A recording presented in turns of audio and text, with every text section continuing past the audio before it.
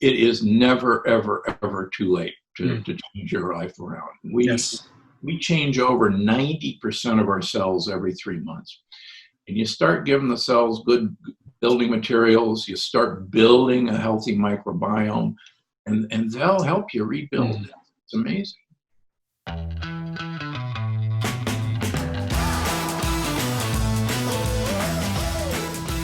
Welcome back to another episode of Health and Humanity.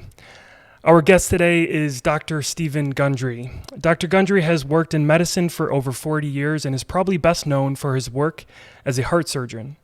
But today his focus is on something very different, teaching people how to avoid surgery by using his unique vision of human nutrition. His mission is to improve your health, happiness, and longevity by making simple changes to your diet. He is the director and founder of the International Heart and Lung Institute, as well as the Center for Restorative Medicine in Palm Springs and Santa Barbara, California. Every day at these offices, he helps patients learn how to take control of their weight, health, and energy by using his surprisingly simple diet advice. He's written New York Times bestsellers, The Plant Paradox and The Longevity Paradox, and is currently working on his newest book, The Energy Paradox. Dr. Gundry, thank you so much for joining me today. Dan, thanks for having me. Appreciate it. Yeah, this is a real pleasure. I didn't get the chance to share this with you before we started recording, but I first came across you from Lewis Howes and his podcast, The School of Greatness. I know you've been on his show a few times. Lewis is somebody that I look up to quite a bit in the podcasting world. And through that, I found you and you're now somebody I look up to quite a bit in the health and nutrition space. So this is a real honor for me to have you on today. Oh, great. So as I mentioned, you have the New York Times bestsellers, The Plant Paradox and The Longevity Paradox. But before we kind of get into your more recent work, I'd like to kind of take our listeners through the timeline of your career. We don't necessarily have to go all the way back, but I would like to at least give a framework for somebody that's listening and is just discovering you. If they're in the health world, maybe they're living under a rock and doesn't know of you yet.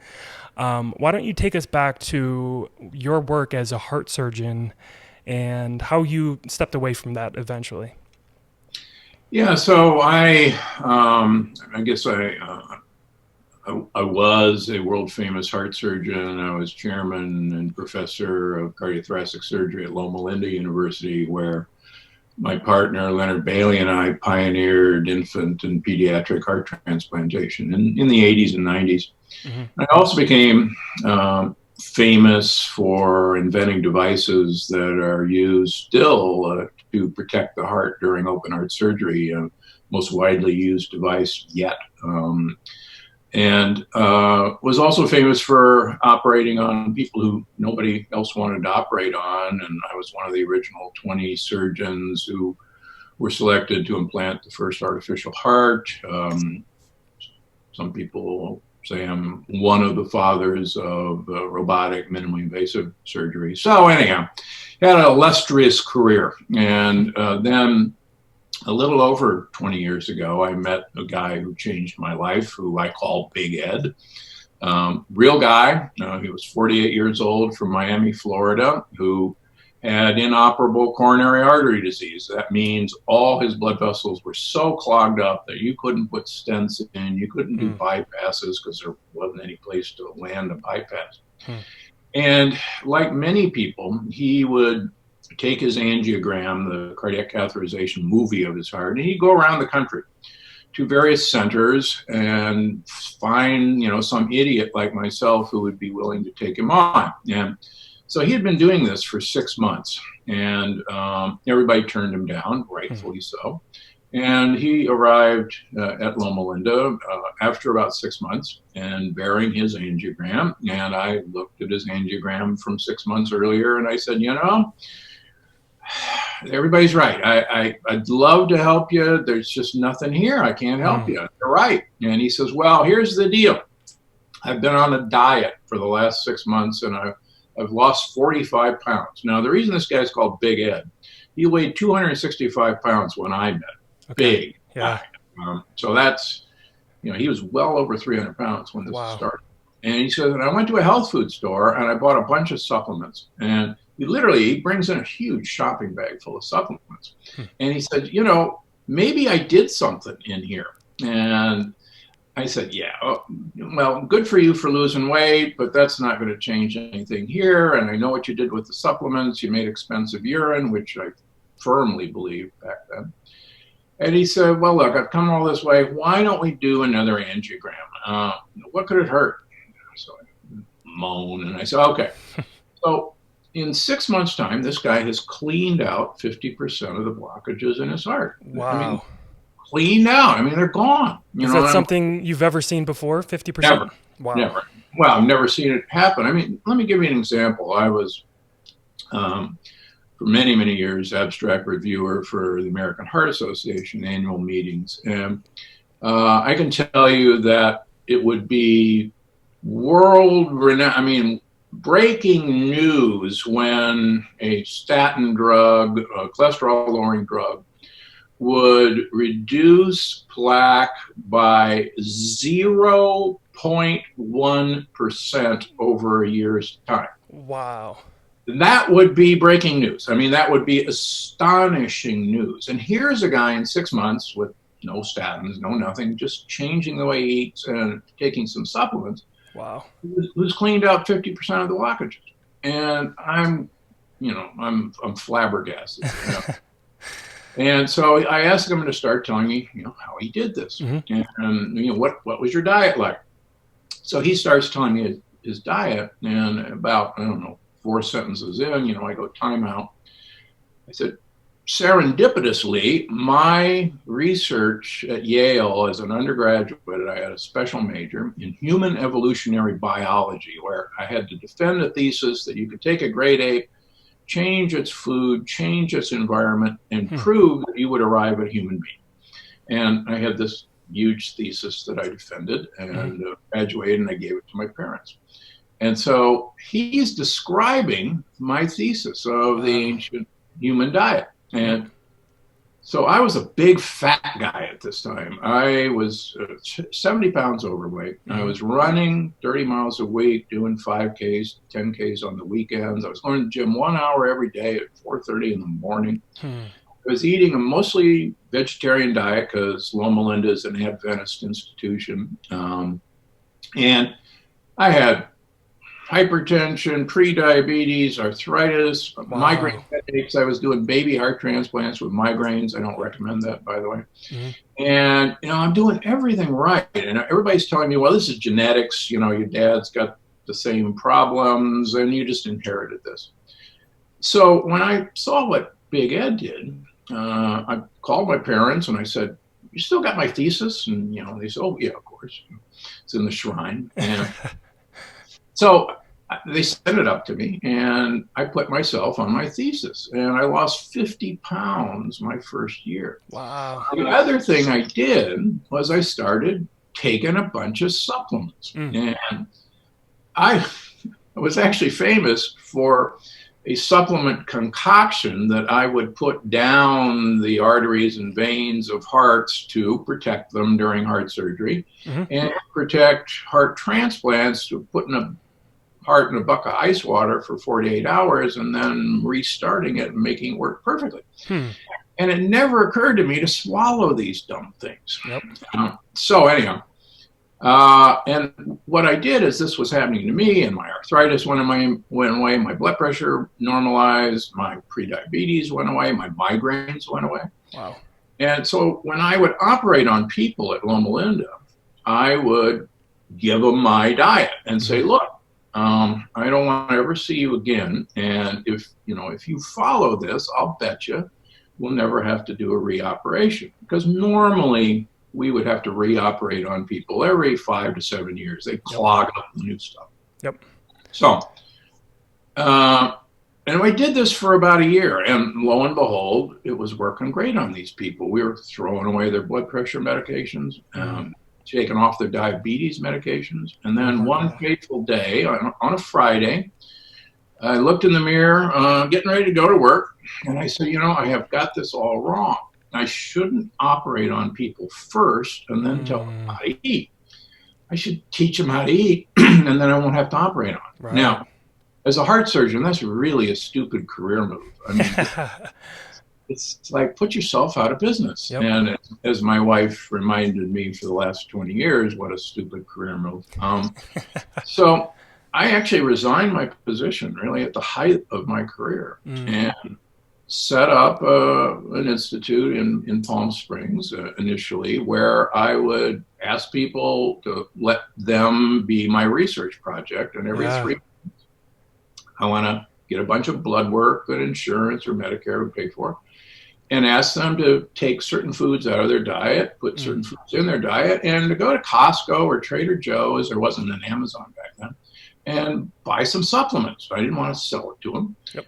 And let's see what happens. And so that, because it was a research project, I had a lot of data that I could actually show the effect of taking away certain foods and taking certain supplements and then stopping certain supplements. Interesting. And so that, that's how all this got started. Yeah, that's remarkable. So you came to the realization that performing heart surgery was really just putting a Band-Aid on the situation. Yeah. And you really wanted your patients to look at their nutrition. So what are some of the things you mentioned, recommending pulling away some foods and adding some foods?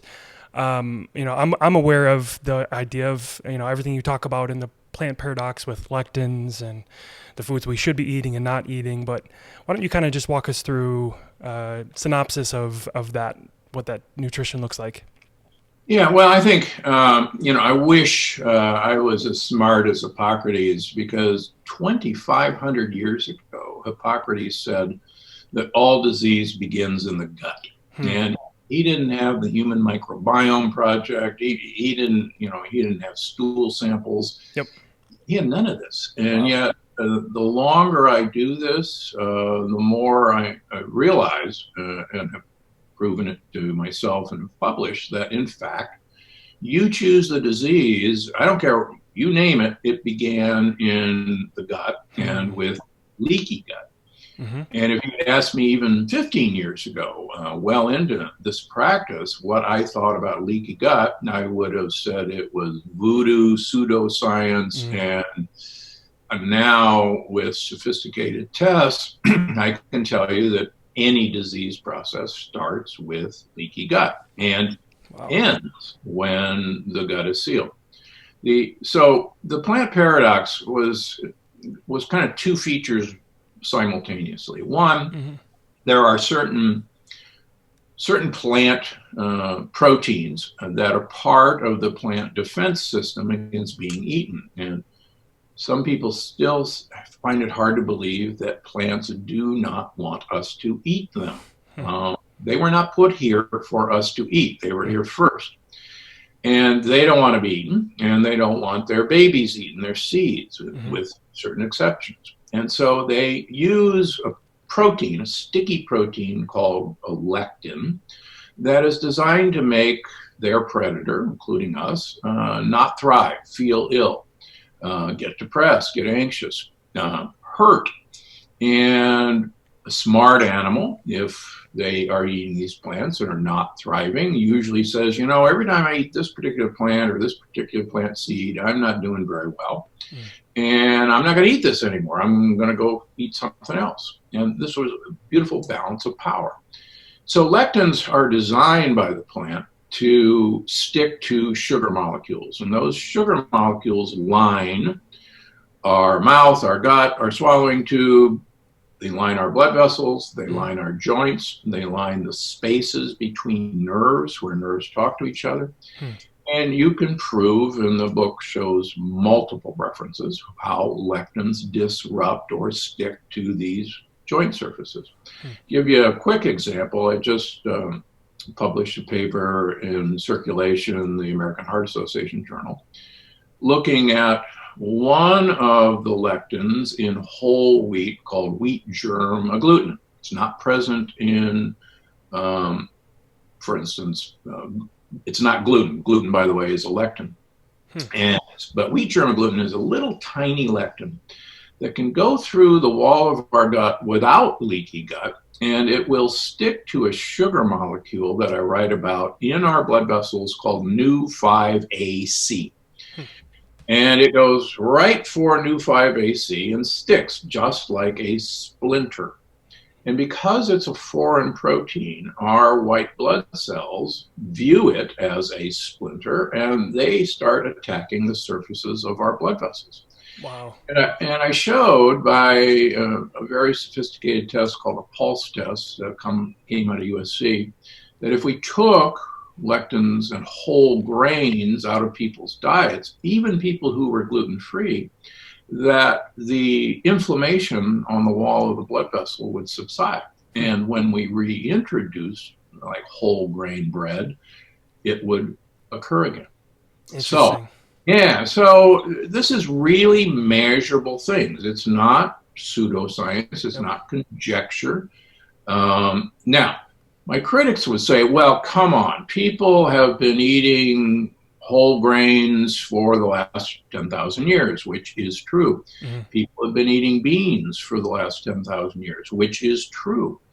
However, one of the things that is new is that, believe it or not, we've only been eating grains and beans for 10,000 years. They were not part of ancient humans' diets. And number two, we have a really impressive defense system against plant lectins. And it starts with our stomach acid, which can digest a lot of proteins. And we have a wonderful layer of mucus normally that would trap lectins before they got to the wall of our gut.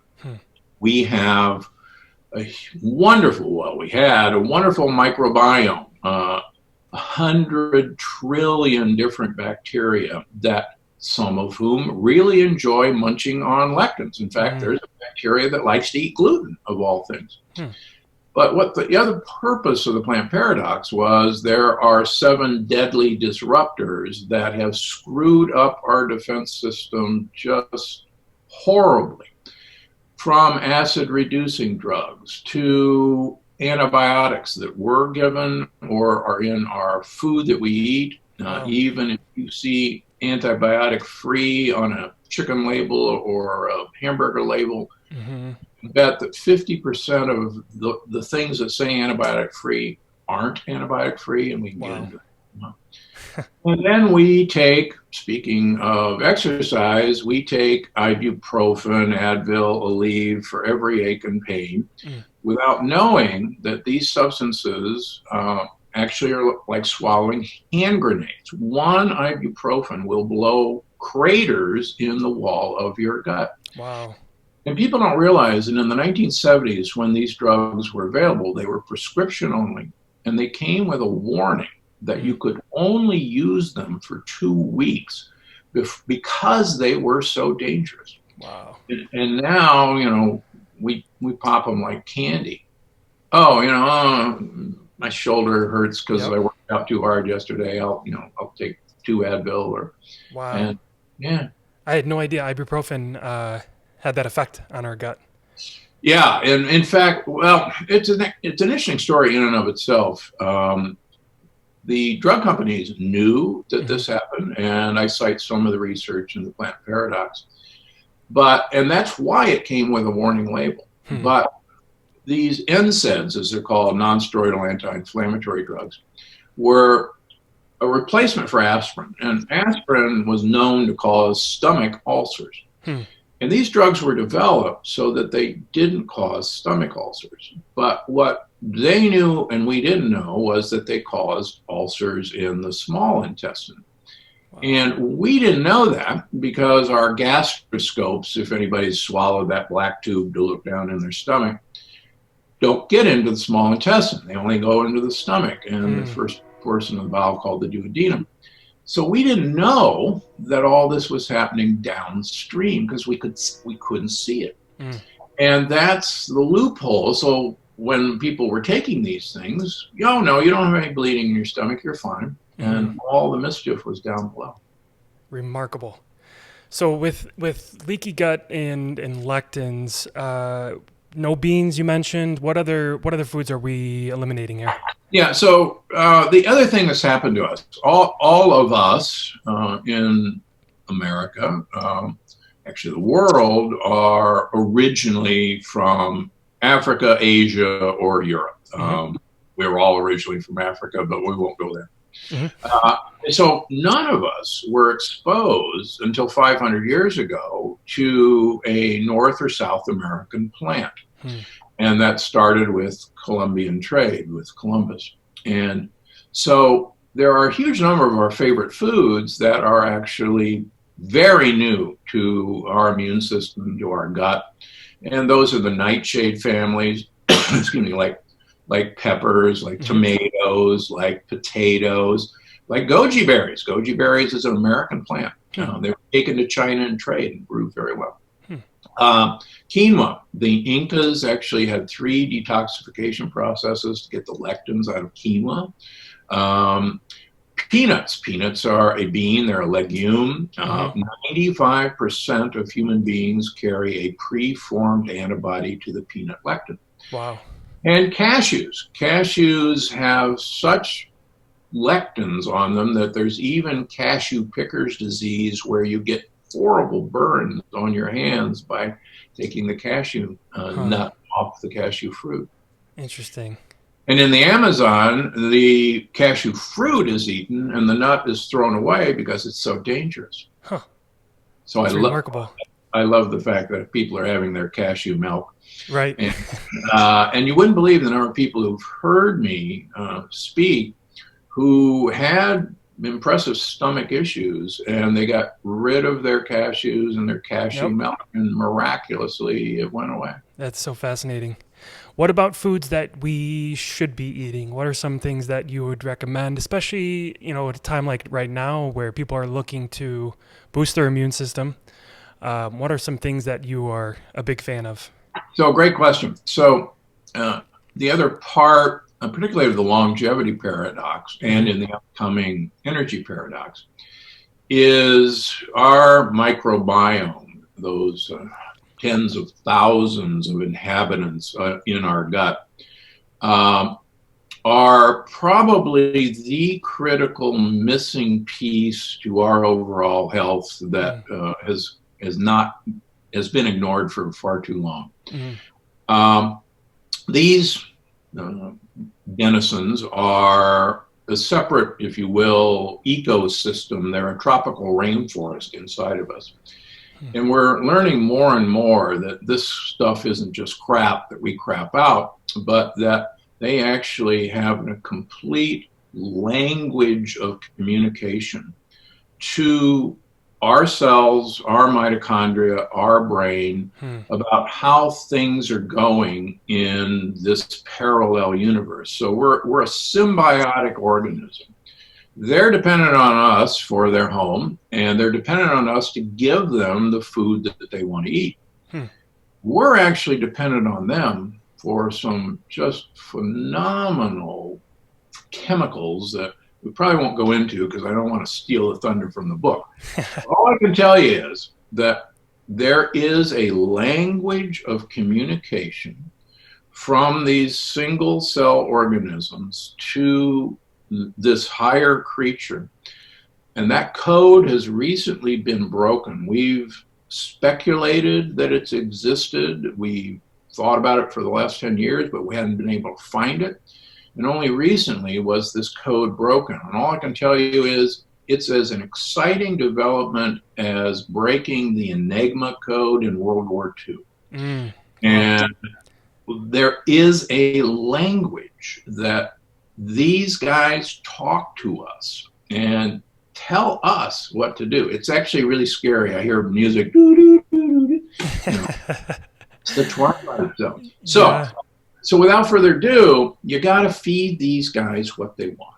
Okay. And long ago, 100 years ago, we were eating whole foods. We were eating rutabagas and turnips, and we were eating whole things, and we were eating, believe it or not, whole pieces of meat and whole fish and whole everything. And now we've ultra processed foods. And we've stripped the part of the food that the gut bugs were expecting to eat that we didn't use, and that's the fiber. Wow. So most of the ultra-processed foods have been devoid of the food that we feed these gut bacteria. Wow. Also, what we've done is, let's say you're going to eat a grass-fed, grass-finished steak. Mm-hmm. Now, it takes quite a while for you to digest that steak and break it down into amino acids that are absorbed. Mm-hmm. Imagine instead you take protein powder, whey protein powder, or collagen protein powder, which has been basically fully digested. Mm-hmm.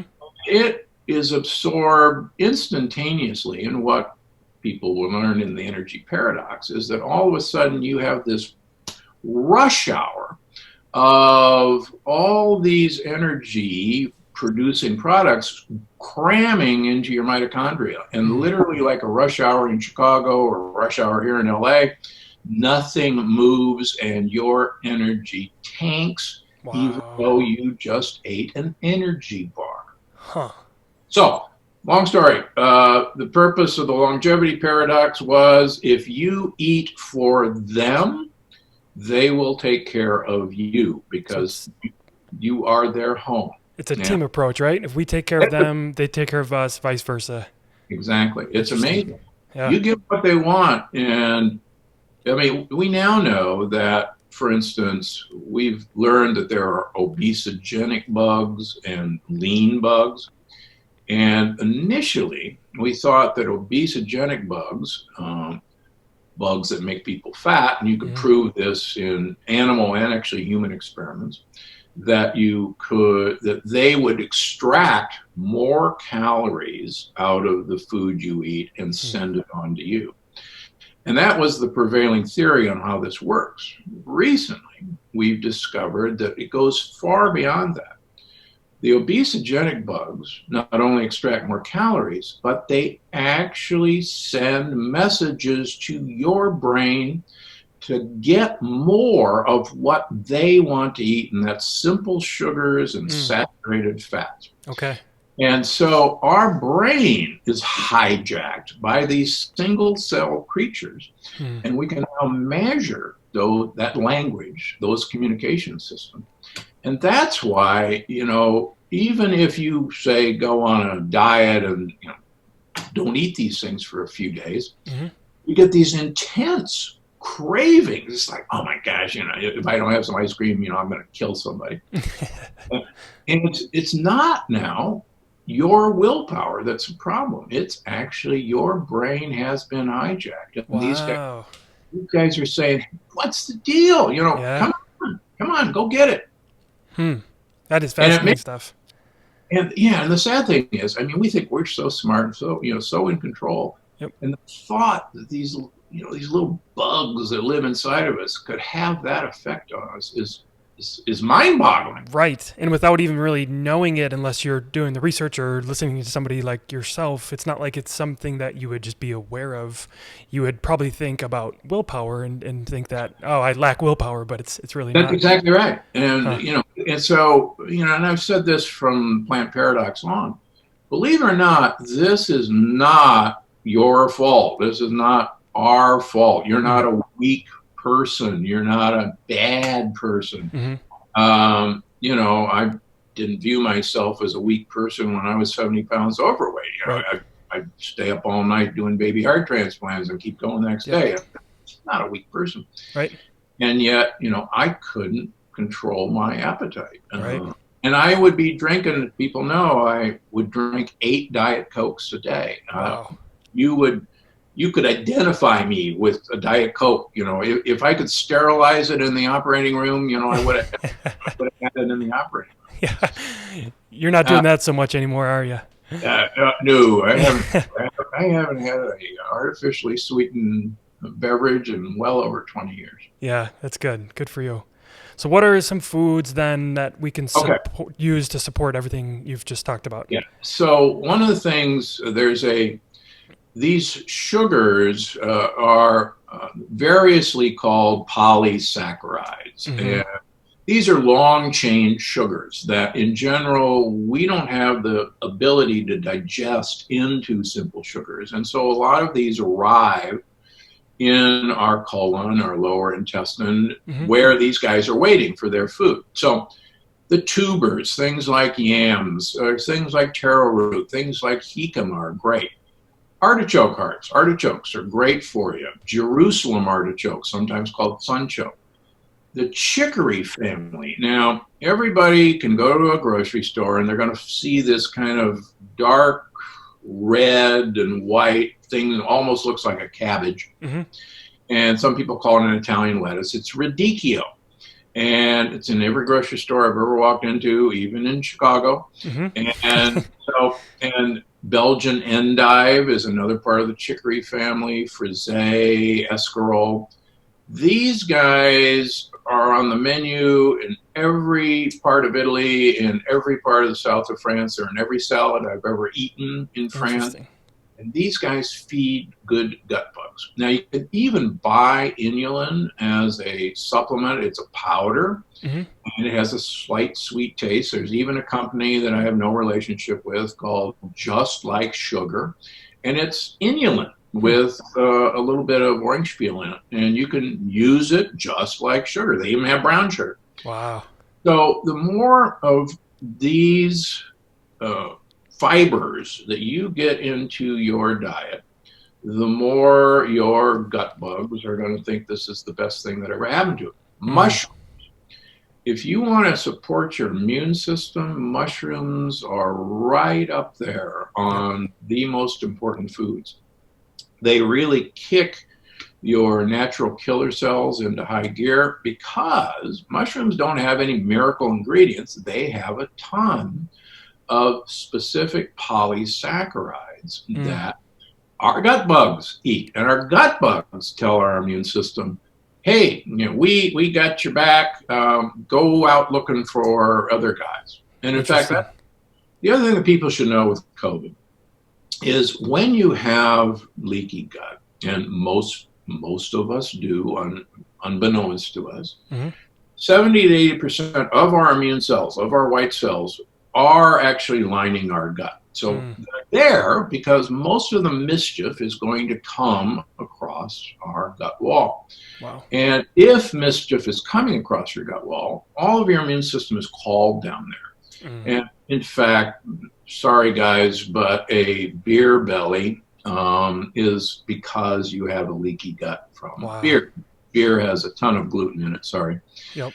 So what happens in COVID, and the reason people with pre-existing diseases are the most at risk, is our entire immune system is distracted down in our gut. So if you've got diabetes, you've got leaky gut. If you've got high blood pressure, you've got leaky gut. If you've got coronary artery disease, you've got leaky gut. If you have autoimmune disease, you have a leaky gut.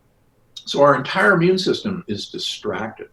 And so that's why the guards aren't really available up where they should be. Yep. Then the counterpart of that is once COVID gets into us and gets into our lungs, our immune system is unfortunately always in a hyperactivated state. And once we identify this guy, then our immune system goes, the expression I guess is batshit crazy, a cytokine storm, and everything falls apart. Let me give you an example. I mentioned that 95% of us have a preformed antibody to the peanut lectin. Yep. And yet when I was growing up, nobody had peanut allergies. Nobody. Peanuts were on every airplane. Nobody was dying. And now, kids are sent to school with EpiPens. There's EpiPens in every, school nurse's little kit. Yeah. And now you couldn't dare open a package of peanuts on an airplane. Why is that? Well, it's because all of us have a leaky gut, and our immune system has been hyperactivated. Yep. So that now this silly little lectin from a peanut that our immune system had been taught, don't worry about it, it's not going to bother you.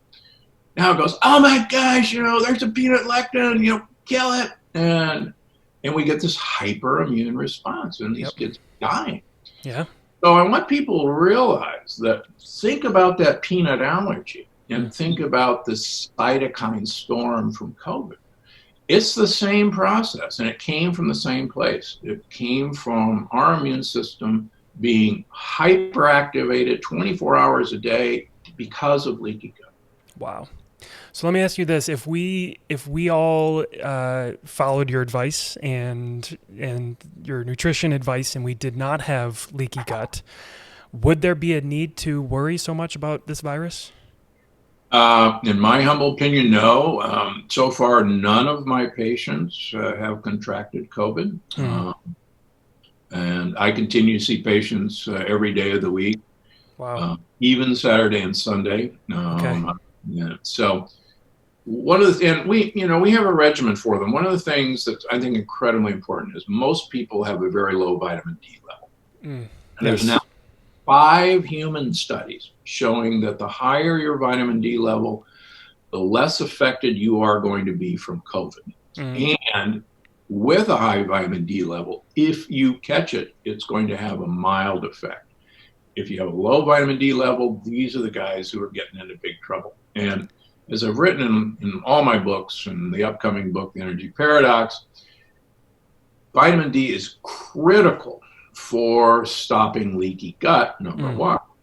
And number two, vitamin D is critical to tell your immune system to just calm down, just chill. And I learned this in treating my autoimmune patients, and that's about 70% of my practice now, that they all have very low vitamin D levels. And there's some very good papers, not mine, that show that the immune system in autoimmune disease doesn't listen to vitamin D properly. And you basically have to hit it over the head with a sledgehammer of vitamin D to get its attention to calm down. And that's some of the best insights I've learned. So vitamin D does 2 things: helps seal your gut and calms the immune system down.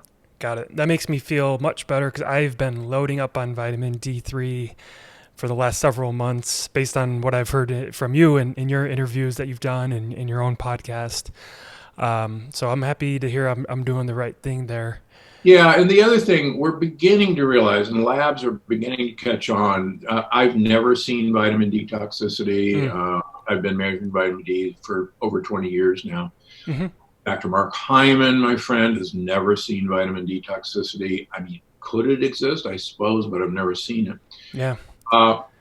The Cleveland Clinic and Quest now say that the upper limit normal vitamin D is 150 nanograms per milliliter. And still have doctors who tell some of my patients, oh my gosh, your vitamin D is 60, it's toxic, you got to stop it. I said, 60, that's not enough. I have all my patients running over 100. I've run my vitamin D over 120 for 20 years now. Wow. And I'm not dead. I don't have kidney stones. And I heard you once say that if you ever feel yourself coming down with like sniffles or cold or something, that you'll up that intake.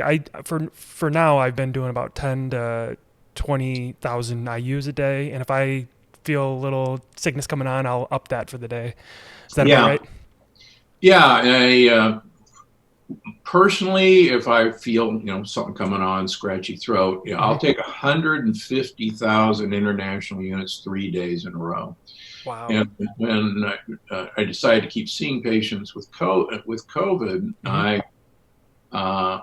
took 100,000 on Sunday, 50,000 on Monday, 25,000 on Tuesday, and then I ran at 10,000. And then the next week I took 50,000. I had a acquaintance who asked me, they thought they were coming down with this and asked me what to do. And I said 150,000, 3 days in a row. And I ran into them about 3 weeks later. And I said, so how you doing? And they said, oh, great. Thanks for the advice. I'm taking 150,000 every day. Wow. And I go, what? And they said, oh, yeah, it's great. And I went, So I can tell you, it's 150,000 for 3 weeks. Right. Didn't kill her. No, I don't recommend that. So, Right. And does it matter that what time of day we take vitamin D? Can we take it throughout the day? no, What's it really doesn't matter. And that's okay? one of the big myths. Vitamin D is a fat soluble vitamin. Yep. But Professor Hollick from Boston University actually showed that vitamin D is absorbed perfectly well without fat. Mm, So you don't have to have a fatty meal to absorb vitamin D. got it. Very good. That's great to know. I want to be respectful of our time. We have a few more minutes here. Before we wrap up, I understand you have your new book that's coming out next year, The Energy Paradox. So just a few more questions here. Let's start with just kind of some teasers that you're most excited about, things that you've learned in the last year or so that maybe you haven't really shared too much publicly. What are some main things for fighting fatigue and boosting our energy? Well, quite frankly, we as a country are overfed and undernourished. Mm, And because we're overfed, we actually have a mitochondrial gridlock, like I was alluding to. We have rush hour mm, literally 24 hours a day at the energy producing organelles in all of our cells called the mitochondria. And your mitochondria are responsible for mm, producing energy. And right now we have set them up to fail at their job of producing energy because we've just overwhelmed their ability to handle the stuff we throw at them. Here's an example which shocks everybody. Dr. Sachin Panda, who's a famous researcher at the Salk Institute in San Diego, gave people cell phone apps mm, to record when they were eating, and a large number of people. And we all think we eat, well, 3 square meals a day and 2 snacks. And it mm, turns out most of us don't do that. Most of us are nibblers. mm. And most people in America eat 16 hours a day. Wow. And so that's That's like the whole time you're awake, right? the entire time you're Oh awake. my gosh. And it actually, shocked him. And yeah, the average American who was carrying these things was eating 16 hours during the day. Mm, And we were never designed for that, ever. And we were designed, the old feast or famine is very true. mm, Now, there's no doubt that when we found the world's best fruit tree, or when we found that honey, hive, yep. or when we killed a buffalo, that, we didn't say, oh, I'm watching my weight, I'm not going to eat much of this, or, oh, I've got to stay in ketosis, I really shouldn't have much. We ate the stuff, Mm, and we could handle that for a period of time, even for a period of days. But then our design, the reason we took over the world, I mean, we're the worst parasite in the world, is that we could go for extended periods of time living on our fat. And mm, we are, rightfully called the fat ape because we have the ability to store all these extra calories as fat, and then we can use that fat normally. yeah. What's happened is there is no way our design could ever accommodate this 24-hour cycle of Mm, continuously putting in more carbon atoms to burn. And we have an incredible temporary defense system against this that was useful to store fat for a mm, limited period of time. And now that defense system has been turned against us. And so the more we eat, the more energy rich foods we eat, the more energy bar we have, the more energy shake, mhm, the worse things get. And mm, just as a teaser, if you want to have a better workout, if you want to have more energy during your workout, the last thing you want to have is a protein fruit smoothie mm, before your workout. mm. If you want to destroy the energy in your workout, that's what to do. And yet, Interesting. and that's what people do. It's the Yeah. exact opposite. Well, I think a lot of that comes from all of the marketing from these companies that are pushing their energy bar and their shakes and Oh, it's all protein. marketing. Yeah. In fact, for instance, the idea that breakfast was the most important meal is all Yep. marketing. It was Yep. it was the cereal companies. Right. Yep. And, interestingly enough, Kellogg's cornflakes, and I know a lot about them because they were an Adventist institution. And so the history of the Battle Creek Sanitarium, Kellogg's cornflakes was marketed as the first pre-digested meal. All the digestion was done for you. Wow. And that was somehow going to, be so wonderful for you. The first pre-digested meal. That's just fascinating. And that's the last thing you want to do. Right. Yeah, exactly. I'm really getting around to the idea of fasting, and I think the research that's being done really just in the last 5 years on it is really showing some significant things there for the better. Yeah, the fascinating thing is, as far as I know, I was the first published author about time-restricted feeding. I actually wrote about it in my first book, Dr. Gundry's Diet Evolution. Funny story. I had an entire chapter on time-restricted eating. And my editor said, at Random House, said, "This is so nuts. This is so crazy. I'm cutting this." I said, no. I've been doing this. Here's the literature. It's really important. She said, "Okay, I'm going to give you 2 pages to make the case." So those of you who are interested, it's in there. Yeah. So this was long before the 5-2 diet. This was long before my good friend Jason Fong. And I was, even back then, I just completed my 18th year. From January through June, I eat all my calories between 2 hours, between 6 and 8 o'clock at night. Wow. And, I call that the EOMAD diet, eat only 1 meal a day. Yep. And I've been doing that now for 18 years. Wow. So it's obviously sustainable. So that's January to June, you said? Yeah. And why? Because that was winter and spring, and that was when there was less food. So I'm trying to duplicate what my ancestors did. But as you see in the energy paradox, we're going to have a program that is not that severe, and we're going to walk you into compressing your eating window during the day. And you can stop at any place, but I'm going to teach people how, if we compress that eating window, we can, you can do amazing things with. That's great. I'm excited to see that. And you don't have to cut back on calories. That's the exciting thing. Right. I think that's the misconception a lot of people have, is that you're eating in a shorter window. They figure you're missing out on all these calories, but you can still have all of those calories in that window. Yeah, and the research that I show in the energy paradox shows, in fact, that just by compressing your eating window, and not by an awful lot, you will get to eat the same amount of calories, but you'll lose more weight than if you ate that same amount of calories over an extended period of time. Yep. Interesting. Yeah, I got my eating window down to 6 hours now. It's between about 2 p.m. and 8 p.m.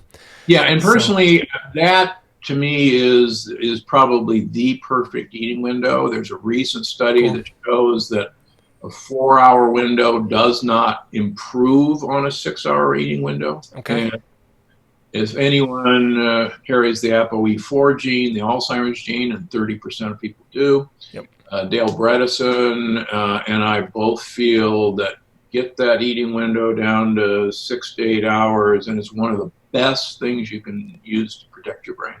That's great. Wow. I'm happy to hear I'm doing the right thing there then. Yeah. Excellent. Before I get to my last question, where can people find you? You got your new book coming out, The Energy Paradox. I believe that's available for pre-order. Yeah, it's available for pre-order now, wherever you pre-order. It'll be out February 7th currently. And you can find me at drgundry.com. You can find me at gundrymd.com, which is my supplement company. I hope you see me on the internet. I have the Dr. Gundry podcast, wherever you get your podcasts from. And you mentioned Lewis Howe. We just had him on recently, and I really enjoyed that interview. Yeah, that's great. Yeah, obviously you've had so many appearances, so people can find you in a number of platforms. But for my audience, I do encourage you to check out those interviews with Dr. Gundry and Lewis Howes. They are some really good stuff there. So Yeah, and I've got 2 YouTube channels, Instagram. I'm good. around. Yep. Fantastic. So my last question for you is, who do you want to impact the most with your work? Everybody.